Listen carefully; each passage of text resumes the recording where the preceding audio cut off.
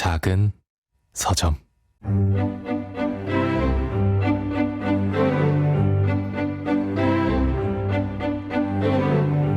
안녕하세요. 작은 서점에서 장강명의 인생책 코너를 맡고 있는 소설가 장강명입니다.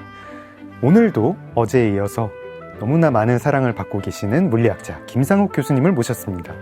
예술과 과학, 철학 여러 분야에서 뛰어난 재능과 지식을 갖춘 그야말로 르네상스맨이시죠. 글도 잘 쓰시고 말씀도 다정하게 하시는 김상욱 교수님 만나보겠습니다.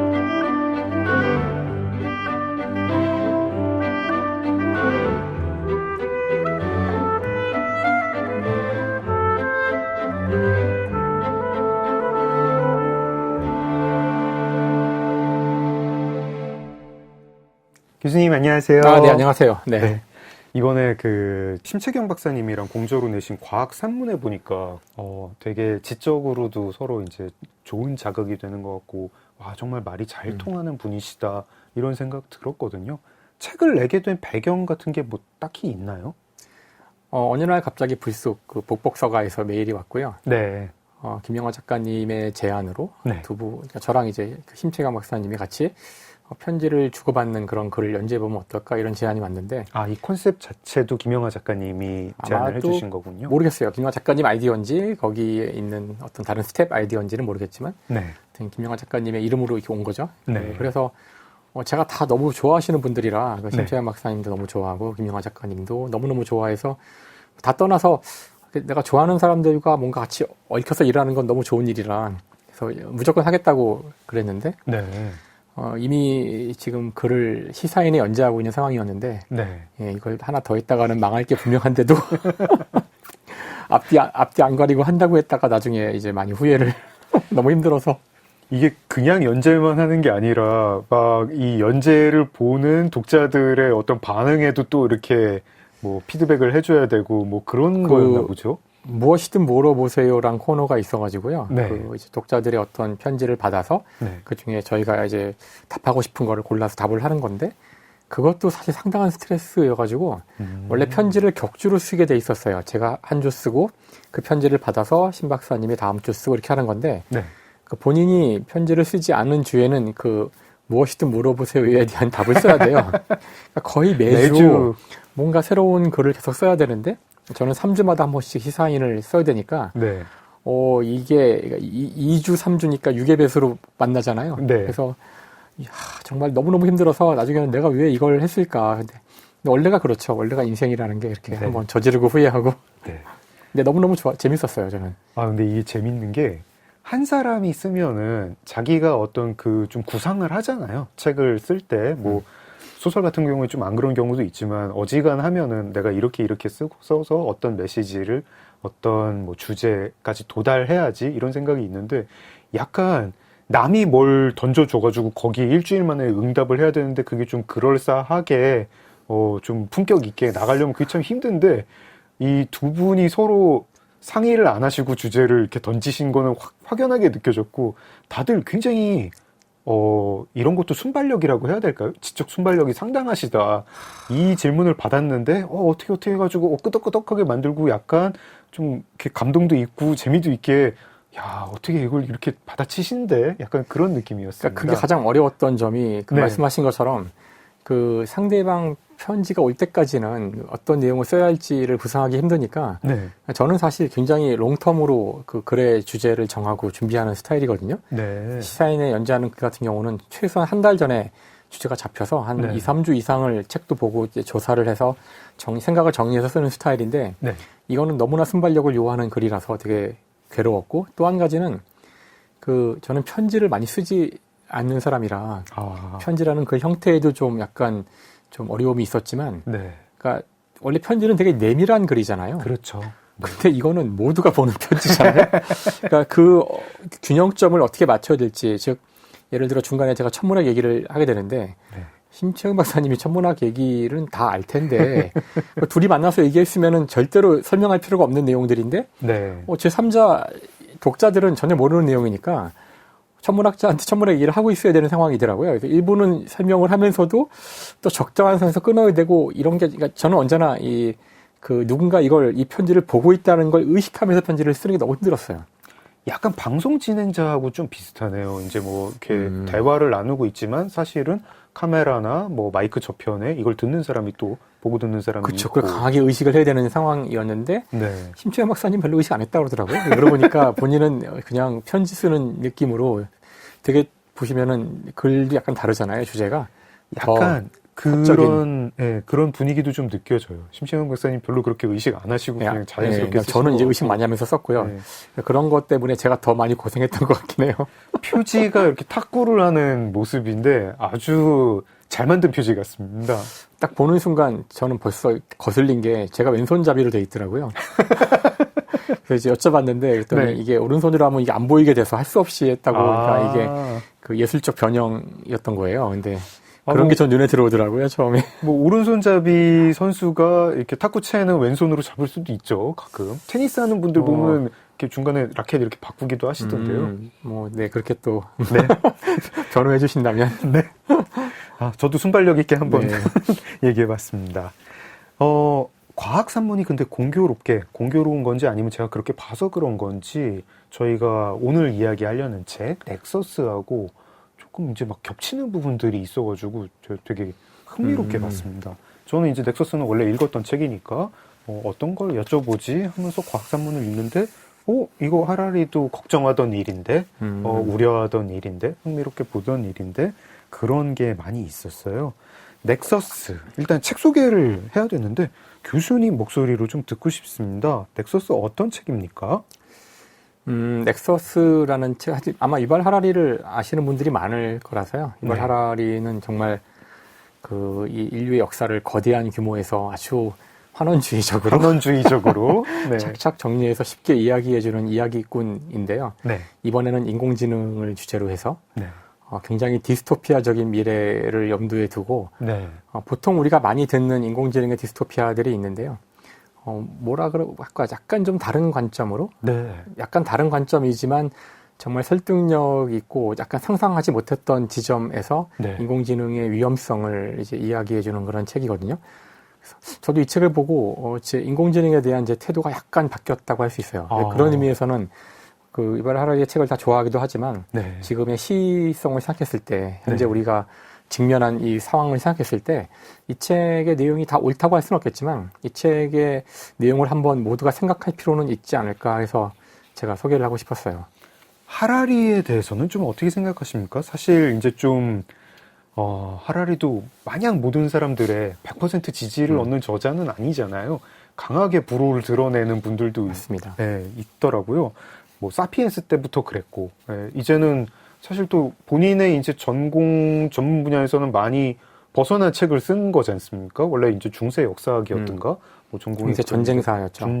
중세 전쟁사였는데 사피엔스는 뭐 그래도 뭐 역사 얘기니까 뭐 그런데 호모 데우스는 약간 뭐 역사 얘기도 반 들어가 있지만 오히려 역사에 대한 새로운 관점 뭐 이런 얘기를 하다가 넥서스도 뭐 역사 얘기도 들어가 있지만 이젠 거의 미래에 대한 이야기죠. 미래이고 그것도 인공지능이라는 주제 역사학자가 인공지능 얘기하는 책인데 하라리에 대해서는 교수님은 어떤 생각이세요? 약간 이야기꾼 정도로 표현을 하셨는데 저는 정말 이야기를 잘 만들어내는 사람이라고 생각해요. 스토리텔러, 아주 뛰어난 이 시대에 정말 뛰어난 스토리텔러가 아닌가? 네. 물론 그렇다고 해서 뭐 소설을 쓰는 건 아니라고 생각하고요. 역사학자라는 그 강한 자신의 지향점이 있기 때문에 네. 역사학을 토대로 무언가 이야기를 하는데 사피엔스에서도 사실 뒷부분의 기술적 측면에 대한 이야기들은 저는 다 동일하지는 않았었어요. 네. 그래서 읽으면서 역시 이분이 이쪽 이공계 쪽은 좀 약하구나 그런 느낌을 보면서 읽었지만 네.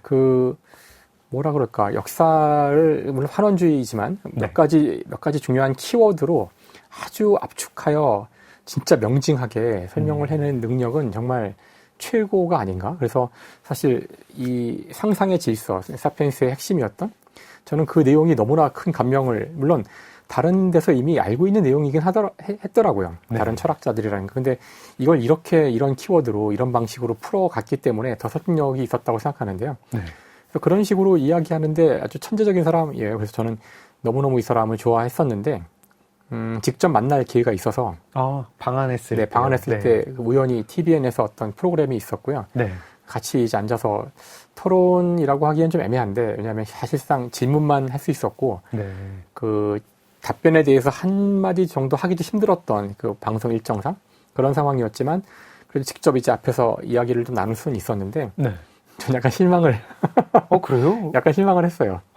그때는 뭐 좀 이렇게 뭐 명석한 답변이 나오지 않았나요? 그러니까 아마도 그 이발 하라리 같은 경우 지금 이 넥서스를 쓴 다음에는 이걸 가지고 정말 전 세계를 다니면서 많이 이야기를 하고 다녔거든요. 네. 우리나라에도 와서 많은 프로그램에 출연을 하더라고요. 네. 물론 이제 약간 관종기가 있어서 그럴 수도 있겠지만, 제 느낌에는 뭔가 이 인공지능의 위험성을 알려야겠다는 어떤 그 선지자 같은 자세의 느낌? 선지자나 네. 예언자의 역할을 본인이 해야 한다고 믿는 그런 느낌이 좀 있었어요. 그래서 그 역할에 좀 너무 심취한 것 같아요. 심취한 것 같아서 그날 있었던 일들을 생각해 보면은 이제 A를 질문했는데 B가 나오는 그러니까 물론 지문을 이해 못해서가 아니라 네. B를 얘기하고 싶었던 네, 거예요. 예를 들어보면은 이 책에서 하는 그 핵심적인 내용들을 주어진 시간 안에 전달을 하고 싶었기 때문에 네. 저는 약간 좀 까다로운 질문도 해봤지만 그 질문들은 그냥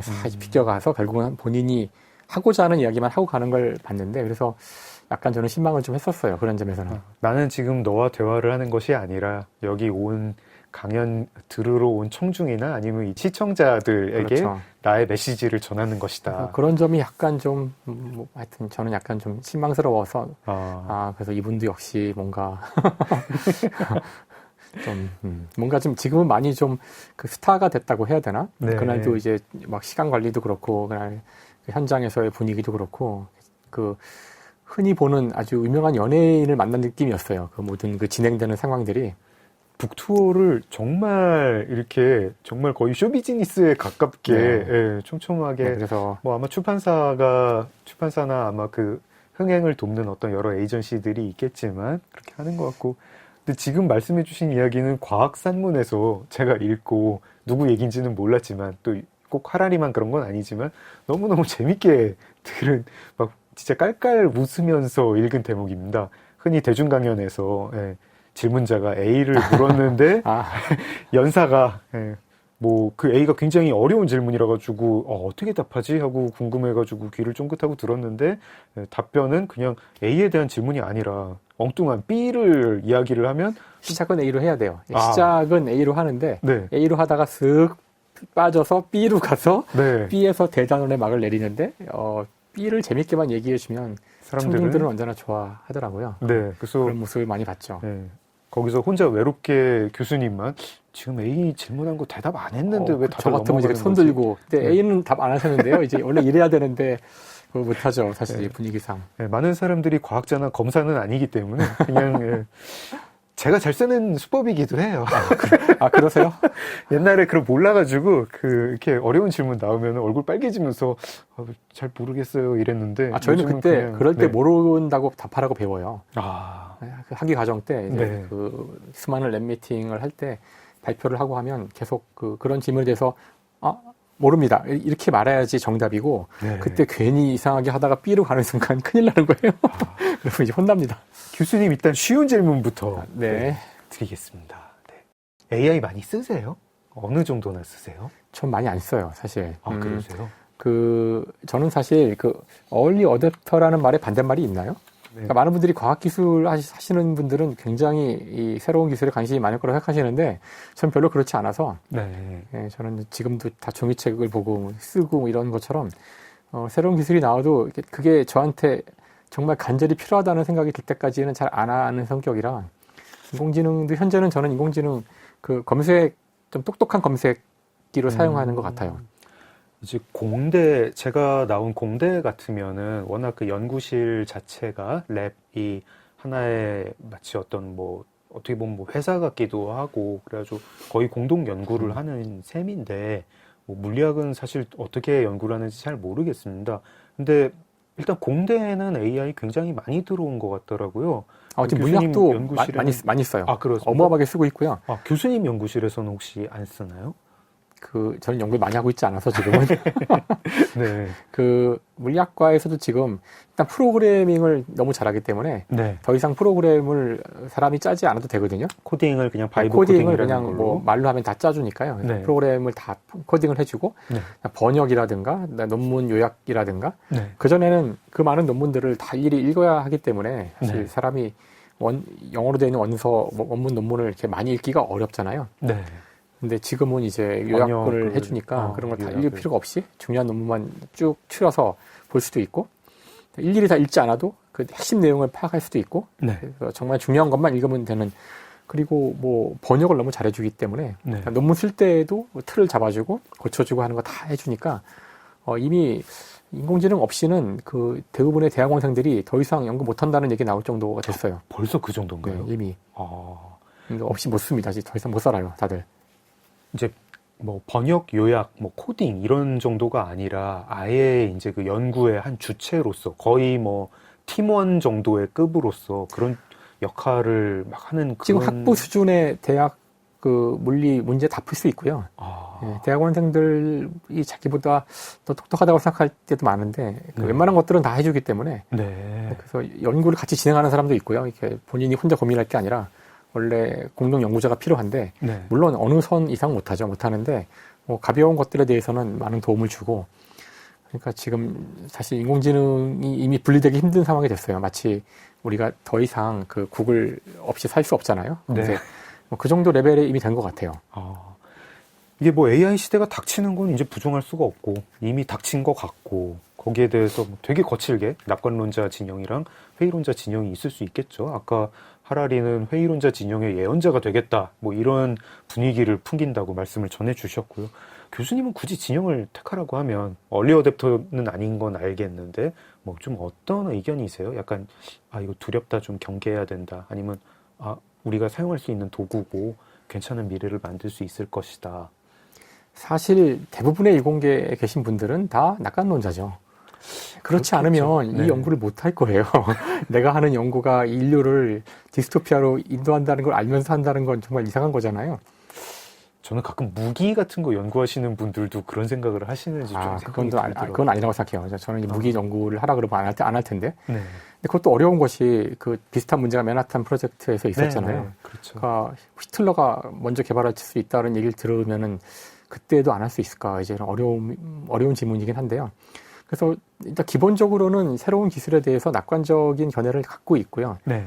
지금까지 이 과학기술이 인간의 삶을 더 낫게 만들었다는 믿음이 있으니까 과학기술을 연구한다고 보시면 되는 것 같은데요. 네. 아까 제가 이제 이 책이 저한테 중요했던 것이 이 책을 읽고 나서 제가 아마 처음은 아니겠지만 이 인공지능은 약간 뭔가 비관적 측면이 생각보다 강하다는 느낌을 저한테 준 그러니까 다 설득당한 건 아니겠지만 네. 그 제가 생각지 못했던 측면들이 있고 그런 측면들이 불가피할 수도 있다는 생각이 들어서 이거는 좀 상당히 다를 수 있겠구나 상황이. 그래서 이 기술에 대해서만큼은 그 다른 기술과 달리 훨씬 더 많은 통제와 개입이 필요할 거라는 생각을 저한테 하게 만들었어요. 그래서 이 책을 좀 굉장히 같이 한번 얘기하면 어떨까라고 생각했습니다. 네. 하라리의 그 주요 주장 중에 하나가 뭐 아주 뭐 핵심 주장은 아니지만 AI는 여태까지 나온 기술하고는 다른 기술이다. 네. 행위의 주체자다. 맞아요. 네, 네. 이런 얘기를 하는데 교수님도 거기에 동의하시나요? 사실 상당히 근거가 있다고 생각하거든요. 여기서 많은 이야기들을 하고 있잖아요. 네. 그래서 이미 우리가 AI에게 많은 그 선택을 하라고 이야기를 또는 AI에게 어떤 선택을 하면 좋을지 물어보고 있는 상황이기 때문에 네. AI는 벌써 이미 선택을 하고 있죠. 네. 참여를 한다고 봐야 되고 네. 앞으로 더 많이 참여를 할 것이 분명하기 때문에 물론 우리한테 지시를 내리고 있지는 않지만 사실 네. 거의 뭐 지시를 내리는 거나 다름없는 상황이 되어가고 있기 때문에 네. 그 점에 대해서는 전 하라리 생각에 동의합니다. 너무 위험한 것 같긴 해요. 그런 것들이. 저도 이 넥서스를 읽으면서 이런 관점으로 볼 수 있구나. 그러니까 AI 디스토피아야 뭐 저희가 터미네이터 나왔을 그렇죠. 때부터 쭉 그런 거 아니야 저런 거 아니야 뭐 생각을 했는데 하라리가 제시하는 관점이 상당히 설득력이 있더라고요. 맞아요. 네. 네. 그러니까 특히 되게 어떤 근본적인 어떤 주장을 하나 펼치는데 많은 사람들이 정보를 얻고 접근하게 되면 사회는 발전할 것이다라는 생각 자체가 그 생각이 옳냐. 그거 한 몇백 년 동안 서구 사회가 믿어왔던 생각이지만 꼭 그렇지는 않을걸? 이거는 정보에 대한 순진한 관점이다. 그리고 실제로 그 순진한 관점은 그렇게 작동하지 않고 정보를 얻고 많은 사람이 접근하게 되면 사회가 발전하는 게 아니라 분열할 수도 있고 퇴행할 수도 있고 어쩜 최근 한 20년 여러 서구 사회들이 선진국들이 뭐 민주주의의 퇴행이라고 하는 것들이 정보기술의 발전 때문일 수도 있다. 그럼 AI도 마찬가지 아니겠느냐 이런 논지인데 어떻게 읽으셨나요? 저는 그 부분이 가장 좋았어요, 사실은. 그 정보에 대한 순진한 관점. 네. 그러니까 저도 약간 순진했던 것 같다는 생각이 들어서. 저도 그런 생각이 들더라고요. 이걸 읽어보면서, 그러니까 사실 정보만의 문제는 아니라 이거 굉장히 이발 하라리의 특유의 관점이죠. 굉장히 큰 스케일로 이야기를 하잖아요. 네. 그러니까 인류는 끝없이 어떤 완벽한 규칙이나 규정을 문서화시켜서 만들어 보려고 노력을 했으나 이제 그게 근본적으로 안 된다는 거를 이해 못했다는 건데. 네. 그러면서 사실 유대인들의 이야기를 좀 하잖아요. 네. 그러니까 뭐 성경과 뭐 탈무드라든가 경전을 만들어서 네. 경전에서 모든 우리가 해야 될 일들에 대해서 서로 모순 없이 완벽하게 문서로 다 만들 수 있을 거라고 믿었으나 거기 나온 내용들이 실제로 적용될 때 상당히 많은 모호한 점이 있기 때문에 네. 언제나 문제가 생기고 그 문제를 두고 결국은 싸우다가 분열되고 인간끼리 싸우고 그게 역사에서 반복돼 왔다는 거잖아요. 네. 너무 재밌는 예들이 있죠.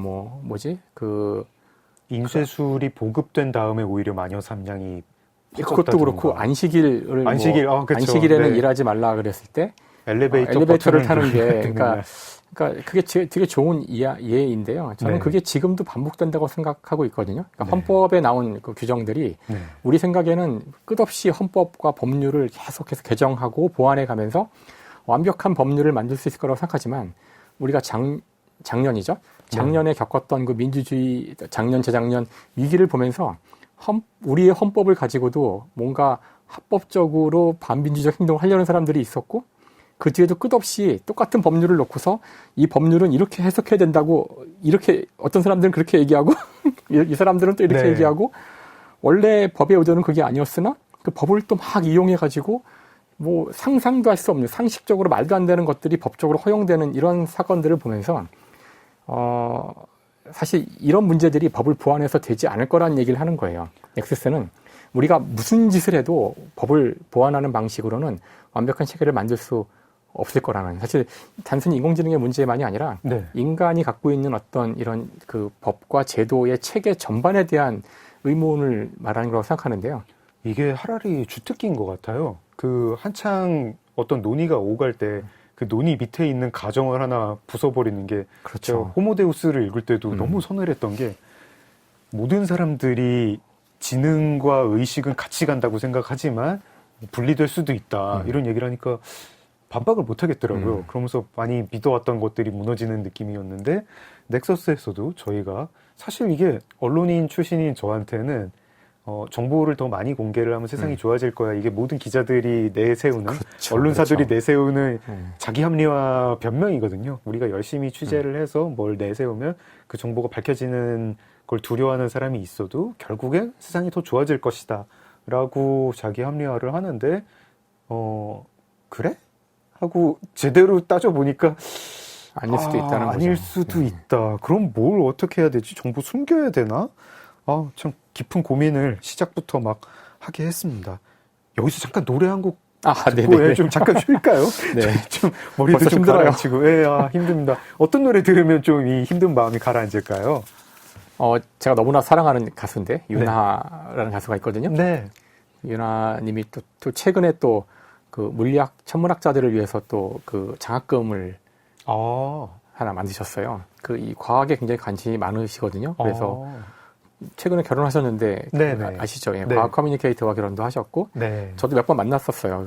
만나서 이제 과학에 대한 관심이 많으시니까요. 네. 근데 그런 관심이 그냥 단순히 호감에 그치지 않고 이공계 쪽 특히 이제 물리 천문학 하는 학생 가운데 네. 이제 가정 형편이 어렵고 이제 이런 학생들에게 주는 장학금을 만드셔가지고 정말 더더군다나 좋아했지만 존경까지 하게 됐는데 그 윤하의 사건의 지평선. 윤하의 사건의 지평선 듣겠습니다. 윤하의 사건의 지평선 들었습니다. 사건의 지평선이 물리학 개념이더라고요. 저는 노래 나온 다음에 와 했는데 그 얘기도 김상욱 교수님과 나눠보고 싶었지만 일단 저희에게 닥친 AI 시대 이 얘기에 집중해 보겠습니다. 작은 서점 장강명의 인생책, 우리나라에서 가장 사랑받는 물리학자이실 김상욱 교수님과 함께하고 있습니다. 이 교수님 책 그 과학 산문에 아예 챕터 한 챕터가 어떻게 민주주의는 무너지는가 였습니다. 거기서 말씀하시는 내용이 합법적으로도 민주주의가 무너질 수 있구나, 이런 거 저희들이 다 깨쳤죠. 네, 깨쳤고 그거를 회복하는 게 그렇게 저절로 회복되지는 않는다는 것도 알았습니다.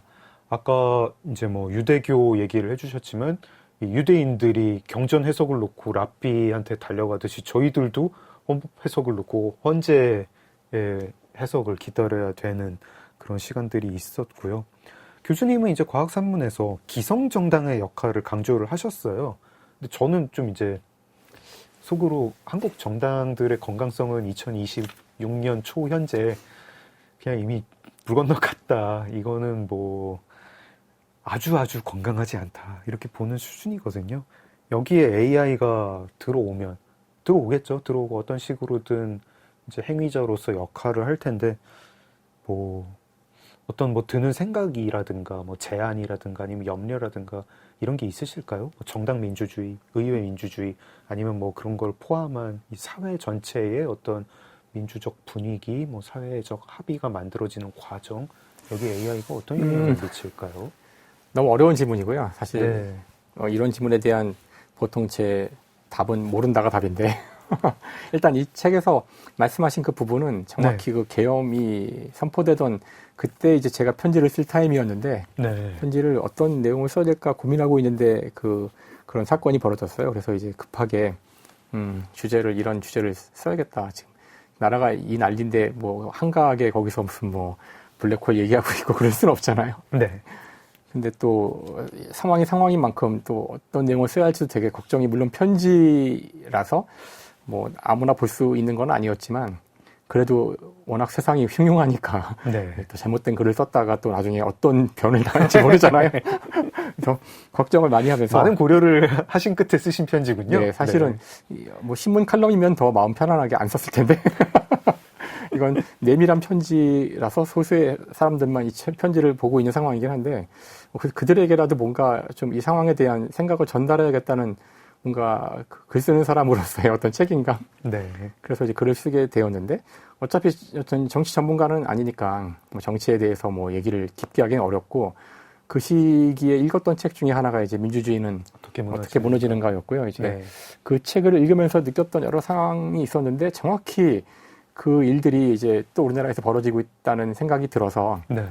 그 책의 메시지를 좀 전달해보자 해서 그 내용을 썼던 거거든요. 네.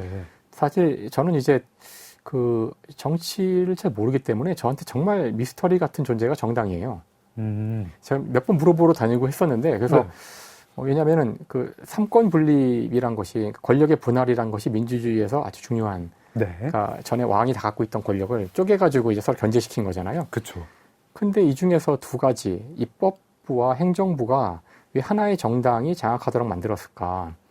사실상 삼권 분립에서 두 개를 하나 묶어버리는 거잖아요. 그렇죠. 네. 하나의 정당이 대통령 후보도 내고, 뭐 좀 세게 묶으면 의원 내각제가 되고, 사실 이제 한국 같은 경우 상당히 엄격한 삼권 분립인데도 불구하고 여당이라는 존재가 있어가지고, 그렇죠. 그래서 네, 여당 의원들이 이거는 장관도 삼권 하고. 분립의 위배가 아닐까? 그래서 그게 너무 궁금해서 이제 물어봤는데 네. 대부분 뾰족하게 답을 들은 적이 없는데 이제 우리가 그 사건을 겪으면서 제가 민주주의에 대해서 글을 몇 번 썼어요. 시사인에. 네. 역시 저는 전문가는 아니지만 이 사건에 대해서는 하여튼 무언가 얘기를 해야겠다는 생각이 들어서 민주주의한 책들을 여러 번을 읽었는데 네. 그걸 읽다가 깨달은 것이 정당이라는 것이 좀 이상한 건 맞더라고요.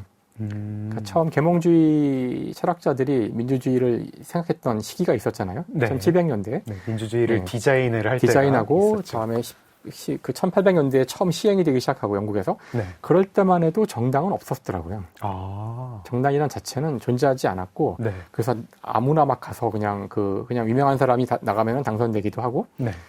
그렇게 했더니 이제 문제가 되게 불안정성, 정치의 불안정성. 그러니까 도대체가 이 사람들이 어떤 결정을 내릴지 알 수 없고 개개인이 파편화돼 있으니까 그래서 자연스럽게 또 인간은 사회적 동물이라 그렇게 혼자 싸우는 거랑 둘이 힘을 모아서 싸우는 거랑 그렇죠. 정당을 이쪽이 더 셀 수밖에 없기 때문에 나중에 이제 한 1800년대 말이 되면은 이제 정당을 중심으로 이제 다 모이게 되더라고요. 네. 그래서 원래 처음에 민주주의의 계획에는 없던 거였고, 다음에 이것이 그 서구에서는 본의 아니게 입법부와 행정부를 다 장악하는 그런 상황이 되어서 네. 원래 민주주의 제도에 들어있지 않은 약간 좀 이게 변형된 형태의 그런 모습이더라고요.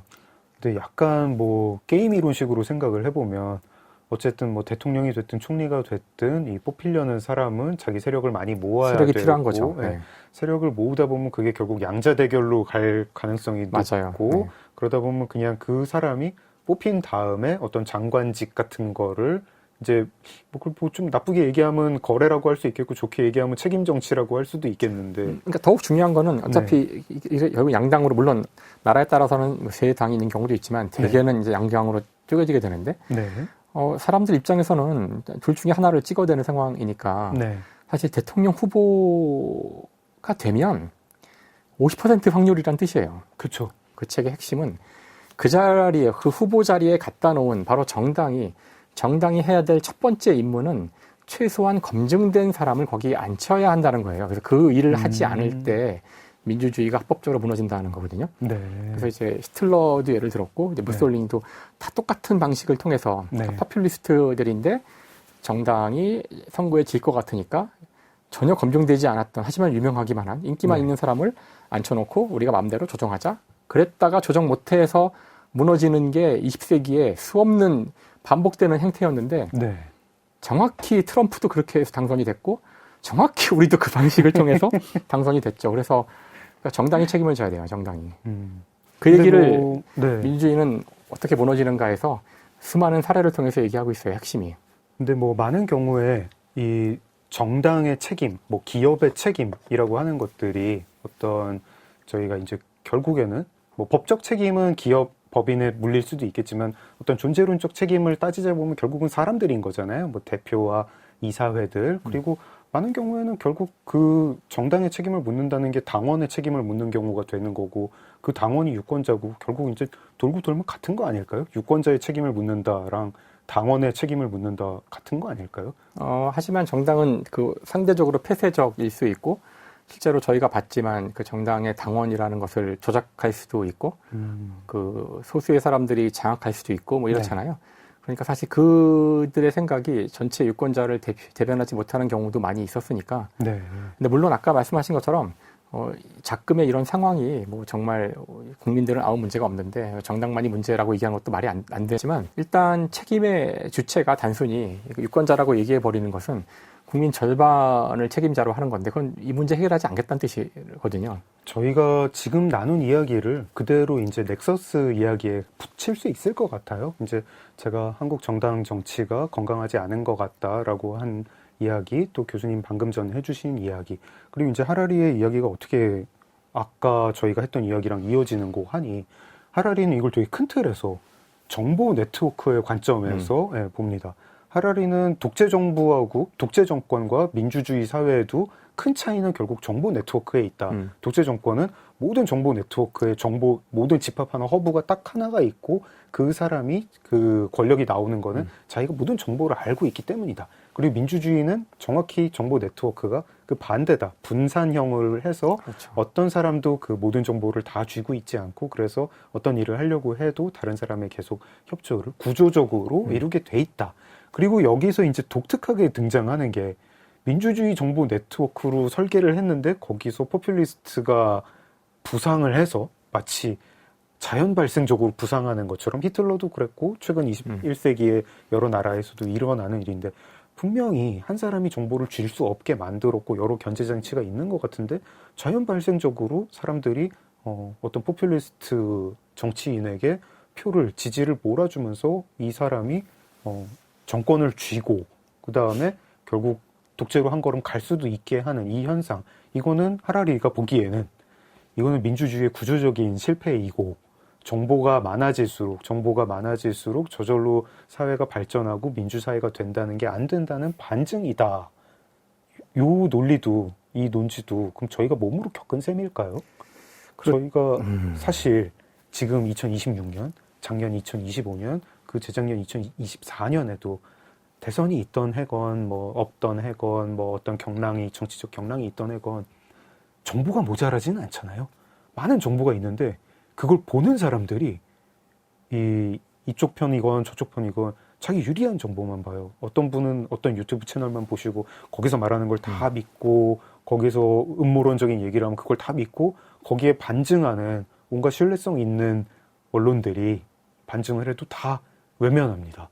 그 현상이 매우 세계적으로도 일어나고 있고 사실은 제 주변에서도 많이 일어나고 있는데, 이거는 결국 민주주의 정보 네트워크 자체가 구조가 문제가 있다, 결함이 있다, 이런 뜻일까요? 근데 사실 그 문제가 없는 제도는 없다고 생각을 하고, 네. 그다음에 인류에게 가장 적합한 제도가 무엇인지 이런 건 굉장히 어려운 질문이라고 생각하거든요.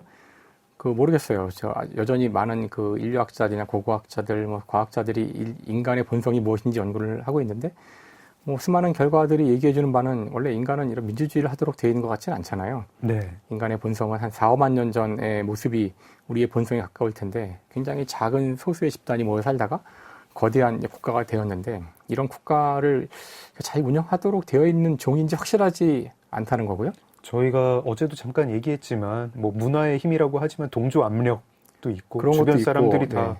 검다고 하면 나도 검어 보이는 것이고. 그래서 그 전쟁사의 시각에서는 민주주의를 재밌게 분석할 수 있어요. 어떻게 저희는 그 민주주의가 이제 궁극적인 어떤 제도, 네. 이게 좋다고 굳게 믿고 있지만, 사실 유발 하라리가 생각한 그 상상의 관점으로 본다면 이게 좋다고 믿고 있는 거죠. 현재 우리의 체제니까. 물론 당장으로서는 또 다른 대안도 딱히 떠오르진 않아요. 뭐 실험해 본 것도 없고. 전쟁사 입장에서는 민주주의는 어떤 의미를 갖냐면은 2차 세계대전이죠, 주로. 1차 세계대전, 2차 세계대전 때 군국주의 혹은 파시즘이 있잖아요. 네. 파시즘보다 전쟁을 더 잘하는 제도예요. 민주주의가요. 민주주의란 제도가 우월한 것은 파시즘과 싸웠을 때 이길 수 있는 제도예요. 총력전 상황에서도 그렇습니까? 그렇다고 그러니까 미국이 그런 모습을 보여주잖아요. 일본과 네. 싸우거나 독일과 싸울 때, 네. 이 체제가 더 전쟁을 더 잘 수행해낸다는 것이 입증된 거예요. 뭐 그래서 미국이 이제 땅덩이가 더 크고 가용 자원이 더 많다, 이런 관점이 아니고요. 자원이 많은 걸로 따지면 미국만이 아닐 수도 있잖아요. 인구도 네. 뭐 중국이 많을 수도 있고 그렇지만, 네.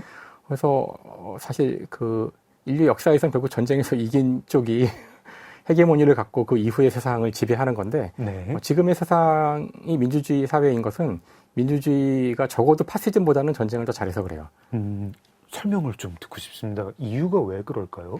글쎄요. 말씀하신 것처럼 총동원해야 되는 상황에서, 자원과 인력을 총동원해야 되는 상황에서 민주적인 체제, 사람들의 동의로 이루어진 그런 집단이 위에서 지시를 내려서 일사불란하게 다들 세뇌를 시켜서 움직이는 그 조직보다 더 잘 싸운다는 거죠. 그게 실험적으로 검증된 거라고 생각해요. 민주주의가 뭐 도덕적으로 모든 면에서 우월하기 때문에 좋다라고 얘기하는 거는 사실 좀 환상이거나 이제 주입식 교육일 수도 있고요. 이게 우월할 수도 있는데 굉장히 이게 또 많은 허점이 있는 제도잖아요. 말이 민주주의지 실제 민주주의는 아니잖아요. 사실 모든 사람들의 의견을 대변하고 있지는 않아요. 정당 민주주의는 소수의 사람들이 사실 권력을 가지고 있고, 그다음에 지금 같은 경우 이제 기업이 더 많은 권력도 가지고 있고, 그러니까 물론 사람들에게 전보다는 많은 자유를 주는 건 맞지만, 근데 사실 이런 얘기가 좀 공허할 수 있는 게, 저도 이제 재밌게, 사실 저는 앞부분이 되게 재미있었고, 그 예상치 못했던 정보의 측면을 아는 게 즐거웠고요. 지금 말씀하신 그 파트는 저는 이제 상당히 반신반의하면서 읽긴 했어요. 이런 얘기들은 사실 이제 제 전공도 아니고 너무 위험한 얘기이기도 하고, 섣불리 막 미래를 예측하는 거라. 그래서 하라리 같이 이렇게 역사학자가 이런 미래 얘기를 이렇게 단정적으로 하는 게 좀 대단히 재밌기도 하고 흥미롭기도 하고 좀 위태위태해 보이기도 하고, 그러니까 그냥 흥미로 전 봤어요. 많은 의미를 부여하진 않고. 진짜로 자기가 지금 예언자 역할을 해야 된다라고 해가지고 세게 말하는 걸 수도 있겠습니다. 그럴 수도 있죠. 근데 워낙 말을 잘하니까 넘어가긴 딱 좋지만, 상당히 많이 허점이 있는 것 같긴 하더라고요. 이런 얘기들이 데이터 없이 하는 얘기라서 그럴 것이다, 이럴 것이다, 막 이런 거잖아요. 그래서 하라리도 좀 신중하게 뭐 여기서 무슨 예상을 한다는 거는 매우 뭐 무의미한 얘기지만 뭐 하면서 단서를 달면서 얘기를 하는데, 일단은 반박을 못하겠는 굉장히 암울한 시나리오에 대해서 저희가 좀 고민은 해야겠다. 과학산문에 나온 다른 챕터 AI랑 엮어서 한번 해보겠습니다. 창의성은 노가다에서 나온다라는 제목의 챕터가 있었습니다. 읽고 저도 완전 동의했고요. 그치, 공대분들이 좋아하시더라고요. 그런 그런 이야기를.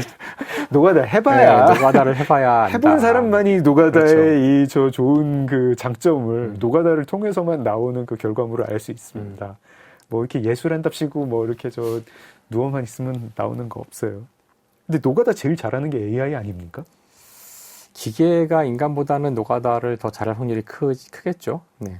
그럼 창의성도 인공지능이 제일 많이 갖게 될까요? 사실 그 창의성이라는 게 잘 정의가 되는 단어인지 잘 모르겠는데요. 네. 그래서 제가 이제 저 과학산문에서도 두 종류의 창의성을 제가 비교를 했었는데, 네. 그러니까 예술적 창의성과 과학적 창의성이 저는 같지 않다고 생각하는 사람이거든요. 네. 그래서 예술적인 창의성은 뭐 간단하게 얘기하자면, 물론 저는 예술가가 아니지만 간단하게만 얘기하자면은 그 질문을 던지고 답을 하는 상황에서 답을 고려하지 않고 질문만 던지는 게 예술적 상상력, 예술적 창의성이라고 저는 생각을 해요. 네. 근데 과학적 창의성은 답을 내야 되는 창의성이라는 차이점이 있다고 생각해요. 그래서 네. 이 두 가지의 창의성은 다른 종류의 방식으로 그 함양될 수 있다고 생각을 하거든요. 네. 그래서 우리가 창의성이라는 것을 어떻게 정의하냐에 따라서 달라지지 않을까? 그래서 네. 노가다를 강조했던 것은 이제 과학적 창의성은 주로 이미 알려진 모든 바운더리와 테두리, 모든 이론과 이 모든 그 기존에 알려진 것들을 전부 다 안 다음에야 비로소 그 안에 답이 없기 때문에 나가는 그런 종류의 창의성이라서 노가다가 중요하다고 얘기를 했던 거예요. 그런 차원에서. 그러면은 적어도 과학적 창의성 정도는 AI가 발휘할 수 있다 이렇게 보시나요? 아니죠. 이 안에 있는 모든 것을 다 파악하는 거는 더 빨리 할 수 있죠, 인공지능이. 네. 근데 거기서 나가야겠다고 하는 생각은 이제 용기도 필요하고, 다음에 사실 이 바운더리를 정해줬을 때 바운더리를 잘 나가진 않잖아요. 예를 들어 네. 알파고에게 이 19 곱하기 19 안에서 벌어지는 일을 주면은 전 세계 누구도 인공지능을 이길 수 없지만, 인간은 19 곱하기 19를 풀다가 바둑을 두다가 이거 20 곱하기 20을 하면 어떻게 될까? 이런 생각을 해볼 수 있지만, 이제 그런 생각을 인공지능이 현재까지 한다는 증거는 없으니까, 그래서 창의성이라는 것을 어떻게 정의하냐에 따라서 달라질 것 같고요. 여기서도 노가다라는 뜻이 사실 어떤 주어진 루틴으로 주어진 일을 반복한다 그런 의미보다는 알려진 모든 내용을 다 파악함으로써 나갈 용기를 얻게 된다, 이제 그런 의미로 얘기를 한 거예요. 예를 들어가지고 어떤 의사가 전 세계 의학 논문을 다 읽을 수는 없잖아요. 그렇죠. 근데 AI한테 이 병에 가장 맞는 치료법을 전 세계 모든 의학 논문을 검토한 뒤 제안해줘라고 하면은 얘는 없던 치료법도 제안을 할 텐데 그건 창의적인 거가 아니라고 보시는 건가요? 그게 참 어려운 건데, 그러니까 창의적이라는 게 기존에 있지 않은 것을 만들어내는 것만으로 되는 건지, 그게 중요한 거긴 하죠. 그다음에 네. 그것이 이제 막 헛소리일 때도 많은데, 네. 인간도 물론 그렇죠. 그래서 헛소리 가운데에서 뭐가 잘 들어맞는 게 창의적이라고 하는 경우도 있고, 네. 그렇다면은 이미 인공지능은 창의적이죠. 헛소리 막 하고 있는데 그 중에 우연히 뭐가 하나 잘 거저 맞을 수도 있으니까. 네. 근데 큰 차이가 있다면 적어도 아까 이 노가다를 많이 하는 인간은 적어도 밖으로 나갈 수 있을 거라는 능력이 가정되어 있는 건데요. 네. 사실 인공지능이 밖으로 나갈 수 있을지는 확실하진 않은 것 같아요. 현재로서는. 오히려 이미 인간이 만들어 놓은 수많은 이미 기존 데이터를 가지고 그걸 반복하거나 이 안에서 최선의 답을 찾아내는 건 잘할지 모르지만, 이 안에서의 재조합은, 근데 완전히 새로운 곳으로 나가는 거를 할 수 있는지는 잘 모르겠다는 입장이라 창의성의 정의에 따라 달라지지 않을까. 네. 알겠습니다.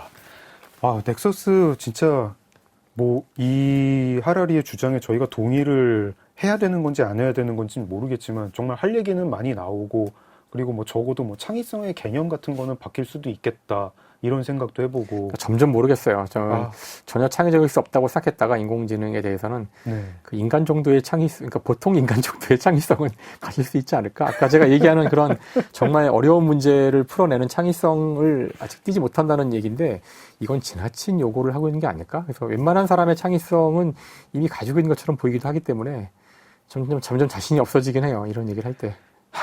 교수님, 저희한테 바운더리가 있습니다. 방송 시간이라는 바운더리가 있어가지고요. 사건의 지평선인가요?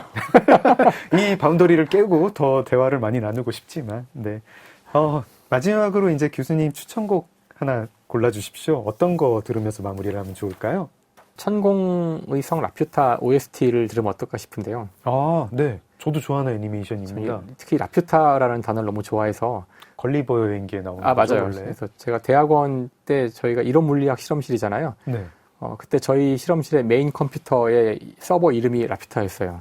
카이스트 이론 물리학 서버가 이름이 라퓨타였습니까? 왜냐하면은 라퓨타라는 곳이 그 쓸데없는 이야기를 하는 이론가들이 모여서 정말 그 말도 안 되는 이야기나 짓거리고 하는 그런 곳이었잖아요. 그래서 네. 이게 딱 우리가 하는 일이다. 그래서 그때 서버 이름을 라퓨타로 지었던 기억이 나는데요. 네. 특히나 이 라퓨타, 이 미야자키 하야오 감독의 라퓨타라는 이것 너무 좋아하기도 하고 네. 음악도 너무 좋고요. 네. 그래서 오늘 마지막 곡으로는 천공의 성 라퓨타를 요청하겠습니다. 하늘에서 떨어진 소녀. 네네, 맞습니다. 네. 알겠습니다. 작은 서점 장강명의 인생책, 많은 사랑을 받고 계시는 물리학자 김상욱 교수님과 함께했습니다. 교수님 나와주셔서 감사합니다. 예, 감사합니다. 네, 저도 함께 인사드리겠습니다. 교수님이 추천해 주신 곡 천공의 성 라퓨타 사운드 트랙 중 하늘에서 떨어진 소녀 들으면서 물러나겠습니다. 지금까지 소설가 장강명이었습니다. 감사합니다.